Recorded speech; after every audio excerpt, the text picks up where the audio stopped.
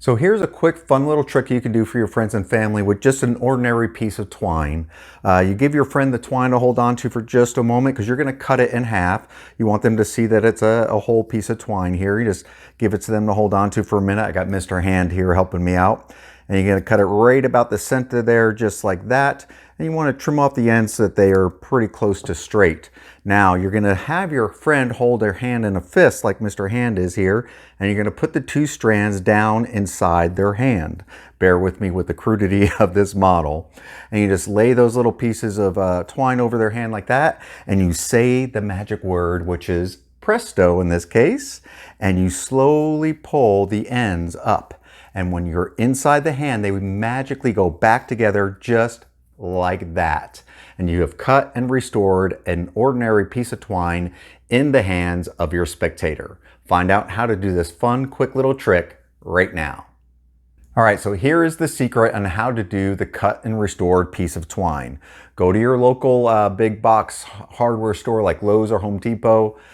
Pick up a spool of twine. This is cotton twine. This is 420 feet of twine, and it's the 2.6 pound weight of twine. That doesn't really matter. What matters is how the twine is twined together. What you want to make sure that you have is twine that has at least 10 strands that are wrapped around the center of each other all the way through that twine. And I'm going to show you why that is in just a second.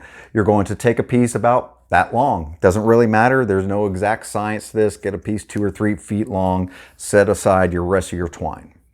Now, you're going to take the twine and fold it in half so it's about equal. You're going to take the middle and you're going to start to knead it just a little bit, loosen up those fibers, because in a moment I'm going to pull those fibers apart. There should be at least 10 in there, and when I pull them apart, you'll see the fibers coming off like that and separating. You want them to be as equal as you can. You're going to pull them back till you get about 1.5 inches to 2 inches, and then all you have to do is let go with each finger, and you'll see they start to twine themselves back around each other. That's exactly what you want to do. Then you're going to kind of knead those back together so they look like a normal piece of twine. So now this is the center that now looks like 2 ends of a twine, like down here. And let me separate these just a little bit so you can see exactly what it is. And I will hold this up to the camera so hopefully you can see right there, just like that. So this is the center that's been separated.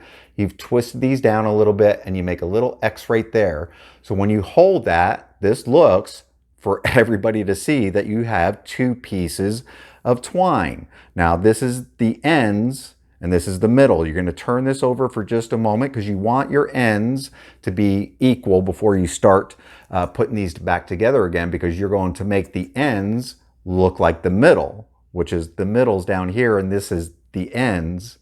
Well, you'll see what I mean. So you take the ends and you're just going to tap just a little bit on the ends, and you'll see they start to fall apart and break apart and make little frilly little things here at the end. The strings will just kind of separate, and that's exactly what you want to see.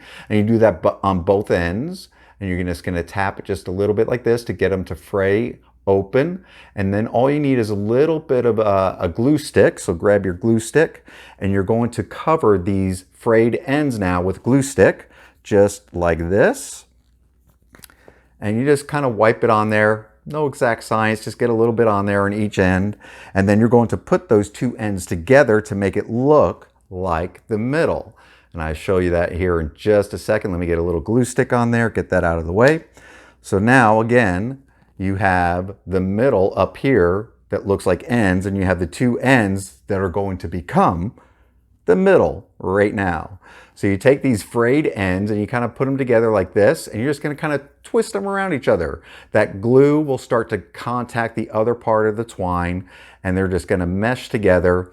Sometimes you need to lick your finger just a little bit, get a little bit of moisture in there, and when you're done, you just squeeze it nice and tight, and that's what it's going to look like. Let me turn it over.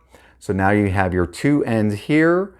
Well, actually the middle, which looks like 2 ends, and the middle down at the bottom, or the ends down at the bottom that now look like the middle.